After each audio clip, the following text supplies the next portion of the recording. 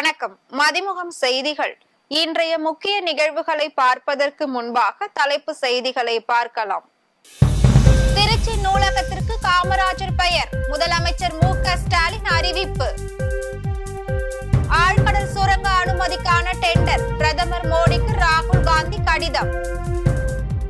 தமிழகத்தில் 40 சுங்கச்சாவடிகளில் கட்டணம் உயர்வு, வேதனையில் வாகன ஓட்டிகள்.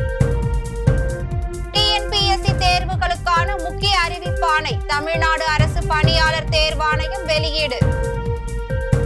ரயில் மேம்பால கட்டுமான பணியில் ஆய்வு மேற்கொள்ள வேண்டும், ரயில்வே வாரியம் உத்தரவு. திருச்சியில் அமைக்கப்பட உள்ள நூலகத்திற்கு காமராஜர் பெயர் சூட்டப்படும் என்று முதலமைச்சர் மு.க.ஸ்டாலின் அறிவித்துள்ளார்.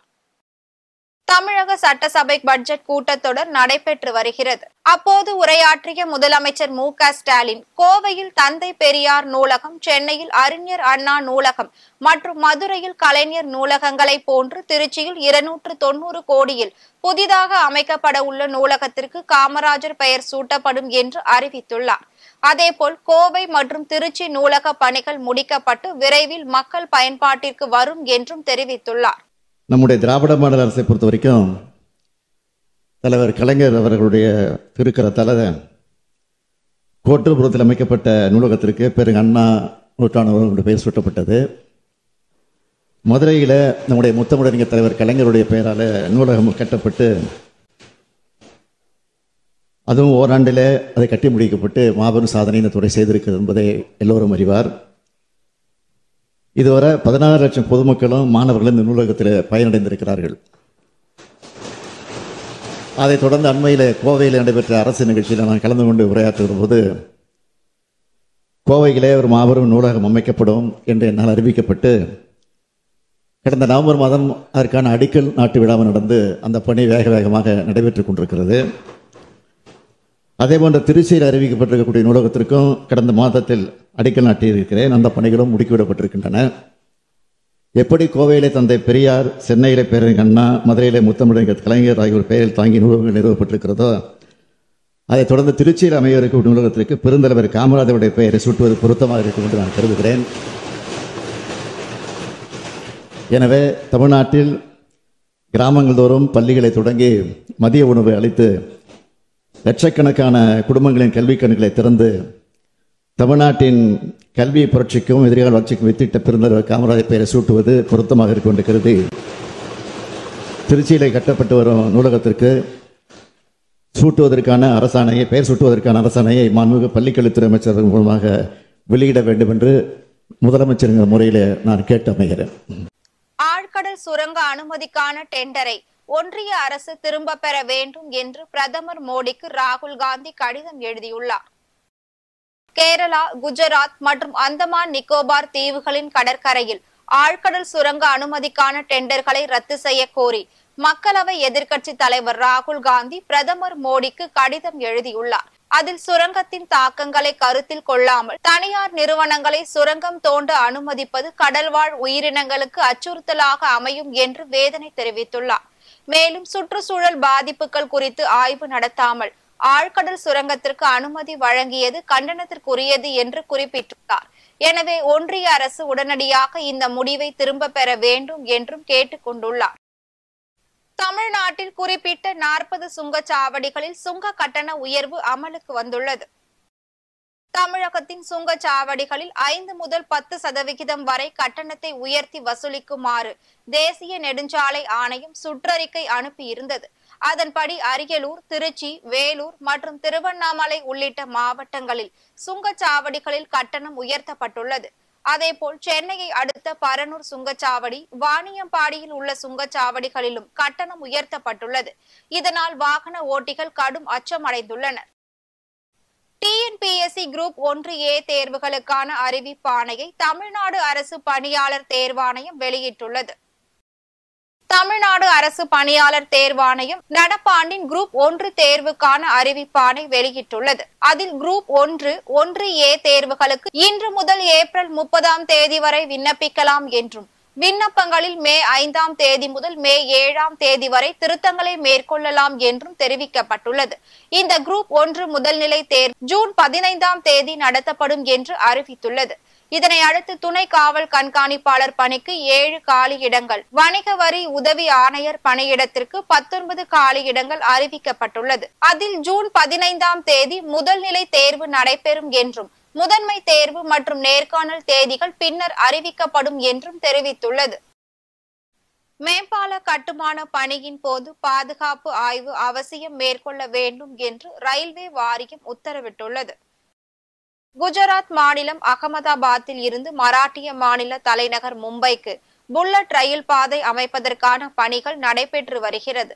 இதற்கிடையில் கடந்த மார்ச் 24ஆம் தேதி அகமதாபாத் இருப்பு பாதையில் கிரேன் விழுந்து விபத்துக்குள்ளானது. இதனை சுட்டிக்காட்டி ரயில்வே வாரியம் ஒரு உத்தரவு பிறப்பித்துள்ளது. அதில் சாலை மேம்பால கட்டுமான பணிகளின் போது விரிவான பாதுகாப்பு ஆய்வு மேற்கொள்ள வேண்டும் என்றும் கிரேன்கள் நிறுத்தி வைக்கப்பட்டுள்ள தாங்கு திறன் ஆகியவற்றை ஆய்வு செய்ய வேண்டும் என்றும் உத்தரவிடப்பட்டுள்ளது. மேலும் மேம்பால கர்டர் பொருத்த வேண்டி இருந்தால் அது பற்றி அதிகாரிகள் தகவல் தெரிவிக்க வேண்டும் என்றும் தெரிவித்துள்ளது. திமுகவுடன் விசிக கூட்டணி என்று அறிவிக்கப்பட்ட நிலையில் எதிர்க்கட்சியினர் அச்சத்தில் இருப்பதாக விசிக துணை பொதுச் செயலாளர் கனி அமுதன் விமர்சித்துள்ளார். விடுதலை சிறுத்தைகள் கட்சியின் சார்பாக அரசியல் அங்கீகார பொதுக்கூட்டம் ஈரோடு மாவட்டம் பெருந்துறையில் துணை பொதுச் செயலாளர் கனி அமுதன் தலைமையில் நடைபெற்றது. இந்நிகழ்வில் கட்சியின் முக்கிய நிர்வாகிகள், தொண்டர்கள், பொதுமக்கள் என ஏராளமானோர் கலந்து கொண்டனர். அதன் பின்பு செய்தியாளர்களிடம் பேசிய அவர், வருகின்ற சட்டமன்ற திமுகவுடன் விசிக கூட்டணி என்று அறிவித்த பின்னர் அதிமுகவிற்கும் தமிழக வெற்றி கழகத்திற்கும் பயம் தொற்றிக் கொண்டதாக விமர்சித்துள்ளார். மேலும் பாஜக தங்களுடன் கூட்டணி இல்லை என்று அறிவித்த பின்னரே அதிமுக எதிர்க்கட்சி தலைவர் எடப்பாடி பழனிசாமி ஒன்றிய உள்துறை அமைச்சர் அமித்ஷாவை சந்தித்து பேசியதாகவும் சாடினார். தமிழ்நாட்டில் விடுதலை சிறுத்தைகளின் தலைவரின் எடுத்த அந்த உறுதியான நிலைப்பாடு, இவர்கள் எல்லாம் என்ன நினைத்தார்கள் என்றால், ஆட்சியிலும் பங்கு அதிகாரத்திலும் பங்கு என்று அறிவிப்பு செய்தால் விடுதலை சிறுத்தைகளின் மிக முக்கியமான முழக்கம் அது தேர்தல் அரசியலில் கண்டிப்பாக நம்மோடு வந்து விடுவார்கள் என்று ஒரு கணக்கு போட்டு பார்த்தார்கள். ஆனால் விழுப்புரத்தில் நடைபெற்ற இந்த தேர்தல் அங்கீகார விழாவில் விடுதலை சிறுத்தைகளின் தலைவர் அண்ணன் திருமாவளவன் அவர்கள் உறுதியாக திமுக கூட்டணியில் தான் விடுதலை சிறுத்தைகள் இடம்பெறுவோம் என்று அறிவித்தவுடன் அவர்களுக்கு மிகப்பெரிய ஒரு பதற்றம் தொற்றிக்கொண்டது. அதனால்தான் அதிமுக இன்றைக்கு பிஜேபியோடு உறவு இல்லை என்று சொன்ன அதிமுக திரு எடப்பாடி அவர்கள் நேரடியாக சென்று அமித்ஷா அவர்களை சந்தித்திருக்கின்றார். இன்றைக்கு அண்ணாமலை கூட ஒருவேளை அதிமுகவோடு பாஜக கூட்டணி வைக்கும் என்றால் நான் மாநில தலைவர் பதவியில் இருப்பது உறுதியாக இருக்க மாட்டேன் என்ற செய்தியை அண்மையிலே பார்த்தோம். இந்த பதற்றம் அதிமுகவிற்கும் இந்த பதற்றம் தாவேகாவிற்கும் இன்றைக்கு தொற்றி இருக்கின்றது. விஜய் அவர்கள் இன்றைக்கு சொல்லியிருப்பது என்னவென்றால், திமுகவிற்கும் எனக்குமான போட்டிதான் வரக்கூடிய சட்டமன்ற பொதுத் தேர்தல் என்று சொல்கிறார் என்றால், 2வது இடம் யாருக்கு என்கின்ற போட்டிதான். அவர்களே உறுதிப்படுத்தி விட்டார்கள், திமுகவின் தலைமையிலான கூட்டணி தான் வெற்றி பெறும். 2வது இடம் இன்றைக்கு புதிதாக கட்சி ஆரம்பித்திருக்கக்கூடிய தாவேகாவிற்கா அல்லது எடப்பாடி அவர்களின் தலைமையிலே இயங்கக்கூடிய அதிமுகவிற்கா என்கின்ற போட்டி 2வது இடத்திற்கான போட்டி என்றுதான் அவர்கள் இன்றைக்கு போட்டி போட்டுக் கொண்டிருக்கின்றார்கள். எனவே விடுதலை சிறுத்தைகள் இடம்பெறக்கூடிய இந்த கூட்டணி மகத்தான வெற்றி பெறும். வேறு அனைவர்களும் யாரோடு சேர்ந்தாலும் அது பொருந்தாத கூட்டணியாகத்தான் இருக்கும். நாடாளுமன்றத்தில் திருத்தப்பட்ட வக்பு வாரிய மசோதா நாளை தாக்கல் செய்யப்பட உள்ளதாக தகவல்கள் வெளியாகியுள்ளது. வக்பு சட்ட திருத்த மசோதாவை நாடாளுமன்ற மக்களவையில் மத்திய சிறுபான்மையினர் விவகாரத்துறை அமைச்சர் கிரண் ரிஜிஜு தாக்கல் செய்தார். அந்த மசோதா இஸ்லாமியர்களுக்கு எதிரானது என்றும் வக்பு சொத்துக்களை முறைகேடாக அபகரிக்கும் நோக்கம் கொண்டது என்றும் எதிர்க்கட்சியினர் கடும் எதிர்ப்பு தெரிவித்தனர்.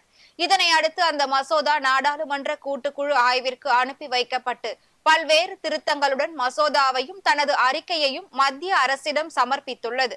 இந்நிலையில் வக்பு வாரிய திருத்த சட்ட மசோதாவை நாடாளுமன்றத்தில் நாளை தாக்கல் செய்ய ஒன்றிய அரசு திட்டமிட்டுள்ளதாக தகவல்கள் வெளியாகியுள்ளது. பெருமாள் கோவில் பகுதியில் அடுத்தடுத்து 3 வாகனங்கள் மோதி விபத்துக்குள்ளான சம்பவம் பெரும் சோகத்தையும் பரபரப்பையும் ஏற்படுத்தியுள்ளது. சென்னை சிங்கப்பெருமாள் கோவில் அருகே கண்டெய்னர் லாரி ஒன்று திடீரென நிறுத்தப்பட்டதால் பின்னால் வந்து கொண்டிருந்த கார் மற்றும் சரக்கு லாரி மோதி விபத்துக்குள்ளானது. இதில் காரில் பயணித்த சரவணன், ஐயனார் மற்றும் ஒரு குழந்தை உட்பட 3 பேர் உயிரிழந்த நிலையில் மேலும் 3 பேர் பலத்த காயங்களுடன் மருத்துவமனையில் அனுமதிக்கப்பட்டுள்ளனர். தகவல் அறிந்து சம்பவ இடத்திற்கு வந்த காவல்துறையினர் வழக்கு பதிவு செய்து தீவிர விசாரணை நடத்தி வருகின்றனர். இதனால் அப்பகுதியில் கடும் போக்குவரத்து பாதிக்கப்பட்டுள்ளது. இந்த சம்பவம் அப்பகுதி மக்களிடையே பெரும் பரபரப்பை ஏற்படுத்தியுள்ளது. பங்குனி மாதம் அசுபதி நட்சத்திர தீர்த்தவாரி திருவிழா மாவட்டத்தின் பல்வேறு கோவில்களில் கொண்டாடப்பட்டது. ஈரோடு பெரிய மாரியம்மன் வகையறா திருக்கோவில் திருவிழா வெகு விமர்சையாக கொண்டாடப்பட்டு வருகிறது. அதன் ஒரு பகுதியாக முன்னாள் மாமன்ற உறுப்பினர் விஜயபாஸ்கர் தலைமையில் 608 பால்குட ஊர்வலத்தை மாநகராட்சி மேயர் நாகரத்தினம் சுப்பிரமணியம் தொடங்கி வைத்தார். அதனைத் தொடர்ந்து நிலம் மீட்பு இயக்கம் சார்பாக அம்மனுக்கு ஆலயம் அமைக்க 5008 தீர்த்த ஊர்வலம் நடைபெற்றது. மேலும் பல ஆண்டுகளாக CSIயின் ஆக்கிரமிப்பில் உள்ள கோவில் நிலங்களை மீட்டு தர வலியுறுத்தியும் மாரியம்மனுக்கு ஆலயம் அமைத்திடவும் கோவில் சம்பந்தமான நிகழ்ச்சிகள் நடத்திடவும் அரசு உதவி செய்ய வேண்டும் என கோரிக்கை விடுத்துள்ளனர். இதில் திரளான பக்தர்கள் கலந்து கொண்டு சுவாமி தரிசனம் செய்தனர்.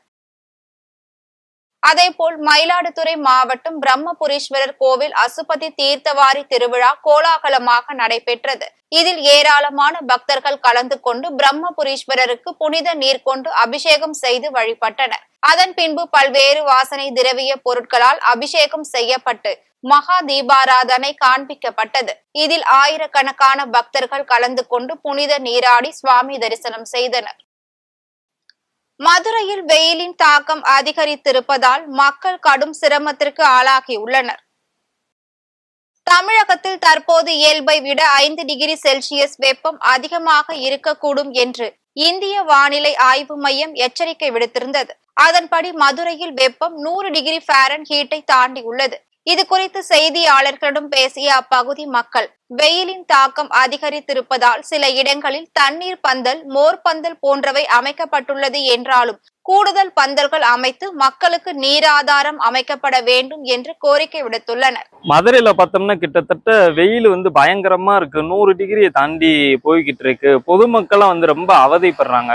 வெளியே வரவே நம்ம யோசிச்சு வர்ற மாதிரி இருக்கு. 2 வீலர் ஓட்டுறவங்க, நம்ம கார் ஓட்டுறவங்க எல்லாம் வெளியே வரைக்கும் ரொம்ப யோசிச்சு வர்ற மாதிரி இருக்கு. முதியோர்கள்லாம் ரொம்ப அவதிப்படுறாங்க. குழந்தைகள், முதியோர்கள் எல்லாருமே ஏதாவது அத்தியாவசியமான வேலை, ரொம்ப முக்கியமான வேலை மட்டும் வெளியே வாங்க. ஏன்னா நடமாட முடியலை. இங்கே நம்ம ரோடுகள்லாம் பார்த்தோம்னா இந்த மாதிரி டயத்தில் நம்ம இந்த தண்ணி பழம் ஜூஸு, இந்த மாதிரி மோர், கூழ், இந்த மாதிரி ஐட்டம் அதிகமாக அடிக்கிறது ரொம்ப உடம்புக்கு நல்லது. மே மாதம் அடிக்கிற வெயிலே இப்போ அடிக்குது. அடுத்து நீ போகிற மாதங்கள்லாம் எப்படி வெயில் தாக்கு பிடிக்க போகுதுன்றது தெரியலை. ஒருங்கிணைந்த குழந்தை வளர்ச்சி திட்ட பணிகள் சார்பாக சமுதாய வளைகாப்பு விழா மயிலாடுதுறையில் வெகு விமர்சையாக நடைபெற்றது. மயிலாடுதுறை மாவட்ட சமூக நலன் மற்றும் மகளிர் உரிமைத்துறை ஒருங்கிணைந்த குழந்தை வளர்ச்சி திட்ட பணிகள் சார்பாக சமுதாய வளைகாப்பு விழா குழந்தை வளர்ச்சி திட்ட அலுவலர் கிருத்திகா தலைமையில் நடைபெற்றது. இதில் மயிலாடுதுறை சட்டமன்ற உறுப்பினர் ராஜ்குமார் சிறப்பு அழைப்பாளராக கலந்து கொண்டு 150 கர்ப்பிணி பெண்களுக்கு சீர்வரிசை பொருட்களை வழங்கினார். இந்நிகழ்ச்சியில் நகரமன்ற தலைவர் செல்வராஜ், துணைத் தலைவர் சிவகுமார் மற்றும் ஒருங்கிணைந்த குழந்தைகள் வளர்ச்சி திட்ட பணிகள் மேற்பார்வையாளர்கள் உள்ளிட்ட பலர் கலந்து கொண்டனர். ஜோலார்பேட்டை ரயில்வே நிலையத்தில் 12.50 லட்சம் மதிப்பிலான கஞ்சா உள்ளிட்ட போதைப் பொருட்கள் பறிமுதல் செய்யப்பட்டுள்ளது.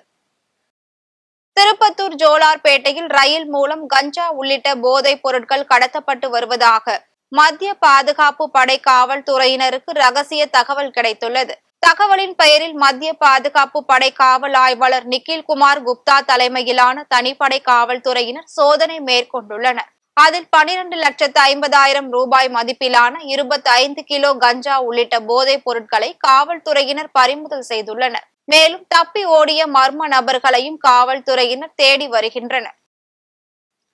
திருவண்ணாமலை காட்டு தீயில் சிக்கி மூலிகை மரங்கள், செடிகள் சேதமடைந்துள்ளது. திருவண்ணாமலை மாவட்டம் ஜவ்வாது மலைத்தொடரில் அமைந்துள்ள கானமலை ஊராட்சிக்கு உட்பட்ட வன பகுதிகளில் காட்டுத்தீ விபத்து ஏற்பட்டுள்ளது. இதில் அரிய வகை உயிரினங்களும் மூலிகை செடிகள் மற்றும் மரங்கள் தீயில் கருகி சேதமடைந்துள்ளது. தகவலின் பேரில் அங்கு வந்த தீயணைப்பு துறையினர் தீயை கட்டுக்குள் கொண்டு வரும் முயற்சியில் ஈடுபட்டு வருகின்றனர். இது குறித்து தகவல் அறிந்து வந்த காவல்துறையினர் வழக்கு பதிவு செய்து விசாரணை மேற்கொண்டு வருகின்றனர்.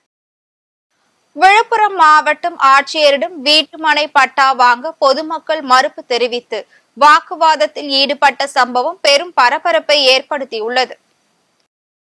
விழுப்புரம் மாவட்டம் ஆட்சியர் அலுவலக கூட்டரங்கில் வி மருதூர் பவர் ஹவுஸ் பகுதியை சேர்ந்த மக்களுக்கு மாற்று இடத்திற்கான பட்டா வழங்கும் நிகழ்ச்சி நடைபெற்றது. அப்போது அப்பகுதி மக்கள் இடம்பெயர விருப்பம் இல்லை என்றும் பட்டா வேண்டாம் என்றும் கடும் வாக்குவாதத்தில் ஈடுபட்டனர். அப்போது அங்கு வந்த வனத்துறை அமைச்சர் பொன்முடி பொதுமக்களிடம் பேச்சுவார்த்தையில் ஈடுபட்டார். இந்த இடம் ரயில்வே துறைக்கு சொந்தமானது என்றும் நீதிமன்ற உத்தரவின்படி மாற்று இடம் ஒதுக்கப்பட்டிருப்பதாகவும் விளக்கம் அளித்தார். இதனைத் தொடர்ந்து அப்பகுதி மக்கள் வீட்டுமனை பட்டாவினை வாங்கி சென்றனர். அப்போது மாவட்ட ஆட்சியர் ஷேக் அப்துல் ரகுமான், சட்டமன்ற உறுப்பினர் லக்ஷ்மணன், நகரமன்ற தலைவர் தமிழ்ச்செல்வி பிரபு உள்ளிட்டோர் உடன் இருந்தனர்.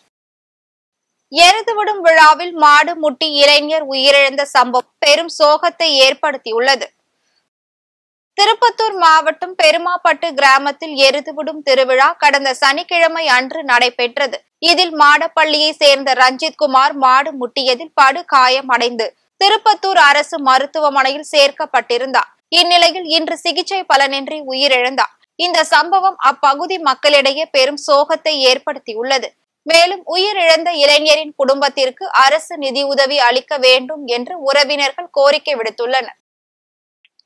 தமிழகத்தில் தங்கம் விலை கடந்த சில தினங்களாக உயர்ந்து வந்த நிலையில் இன்று தங்கம் விலை அதிரடியாக உயர்ந்துள்ளது. இதனால் பொதுமக்கள் அச்சமடைந்துள்ளனர். சென்னையில் 22 கேரட் ஆபரண தங்கத்தின் விலை சவரனுக்கு 680 ரூபாய் அதிகரித்து 68,080 ரூபாய்க்கு விற்பனை செய்யப்படுகிறது. ஆபரண தங்கம் கிராமிற்கு 85 ரூபாய் அதிகரித்து 8,510 ரூபாய்க்கு விற்பனை செய்யப்படுகிறது. வெள்ளியின் விலை கிராமிற்கு 1 ரூபாய் அதிகரித்து 114 ரூபாய்க்கும், 1 கிலோ வெள்ளியின் விலை 1000 ரூபாய் அதிகரித்து 1,14,000 ரூபாய்க்கும் விற்பனை செய்யப்படுகிறது. மியான்மரில் ஏற்பட்ட நிலநடுக்கத்தில் சிக்கி உயிரிழந்தோரின் எண்ணிக்கை 2000ஆக அதிகரித்துள்ளது. மியான்மர் மற்றும் தாய்லாந்தில் கடந்த மார்ச் 28ஆம் தேதி சக்தி வாய்ந்த நிலநடுக்கம் ஏற்பட்டுள்ளது. இதன் ரிக்டர் அளவு 7.7ஆக பதிவாகி இருந்தது. அதனைத் தொடர்ந்து அடுத்தடுத்து 6 நிலநடுக்கங்கள் ஏற்பட்டு மக்களிடையே பெரும் அச்சத்தை ஏற்படுத்தியது. இந்த நிலநடுக்கத்தால் தாய்லாந்து தலைநகர் பாங்காங்கில் கட்டிடம் சரிந்து விழுந்துள்ளது. இந்த இடிபாடுகளுக்குள் சிக்கி இதுவரையில் 2056 பேர் உயிரிழந்துள்ளனர். மீட்பு பணிகள் தொடர்ந்து நடைபெற்று வருவதால் உயிரிழப்பு எண்ணிக்கை மேலும் அதிகரிக்க கூடும் என்று அஞ்சப்படுகிறது. மேலும் 3900 பேர் படு காயமடைந்த நிலையில் அரசு மருத்துவமனையில் அனுமதிக்கப்பட்டுள்ளனர். மீண்டும் தலைப்பு செய்திகள். திருச்சி நூலகத்திற்கு காமராஜர் பெயர், முதலமைச்சர் மு.க. ஸ்டாலின் அறிவிப்பு. ஆழ்கடல் சுரங்க அனுமதிக்கான டெண்டர், பிரதமர் மோடிக்கு ராகுல் காந்தி கடிதம். தமிழகத்தில் 40 சுங்கச்சாவடிகளில் கட்டணம் உயர்வு, வேதனையில் வாகன ஓட்டிகள். டிஎன்பிஎஸ்சி தேர்வுகளுக்கான முக்கிய அறிவிப்பாணை, தமிழ்நாடு அரசு பணியாளர் தேர்வாணையம் வெளியீடு. ரயில் மேம்பால கட்டுமான பணியில் ஆய்வு மேற்கொள்ள வேண்டும், ரயில்வே வாரியம் உத்தரவு. இத்துடன் செய்திகள் நிறைவடைந்தன. மீண்டும் செய்திகள் இரவு 8 மணிக்கு. மேலும் செய்திகளை தெரிந்து கொள்ள மதிமுகம் பிரைம் யூடியூப் தளத்தில் இணைந்திருங்கள்.